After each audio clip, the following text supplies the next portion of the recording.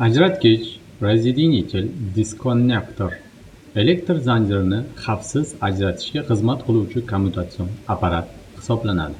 Uning asosiy vazifasi profilaktika yoki ta'mirlash ishlaridan oldin tarmoqning ta'mirlanayotgan qismini qolgan qismdan ko'zga ko'rinadigan izolyatsion oraliq bilan ajratish hisoblanadi.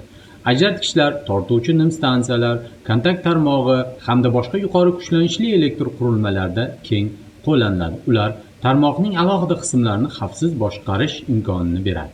Ajratgich uzoq vaqt davomida nominal yuklama tokini ishonchli o'tkazishi kerak. Shuningdek, qisqa tutashuvda yuzaga keladigan termik, elektrodinamik va mexanik ta'sirlarga bardoshli bo'lishi lozim.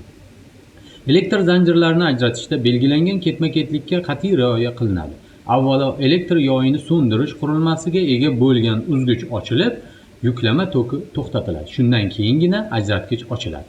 Ajratgich elektr yoyini mustaqil ravishda so'ndirish uchun mo'ljallanmagan. Uni tok ostida noto'g'ri ochish kontaktlarning kuyishiga, izolyatorlarning shikastlanishiga va xodimlar uchun jiddiy xavf tug'ilishiga olib keladi.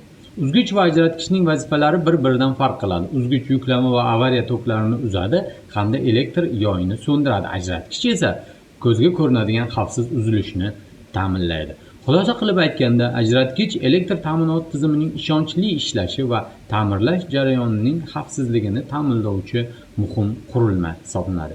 Eng muhim qoida avval uzgich, keyin ajratgich hisoblanadi. Salomat bo'ling.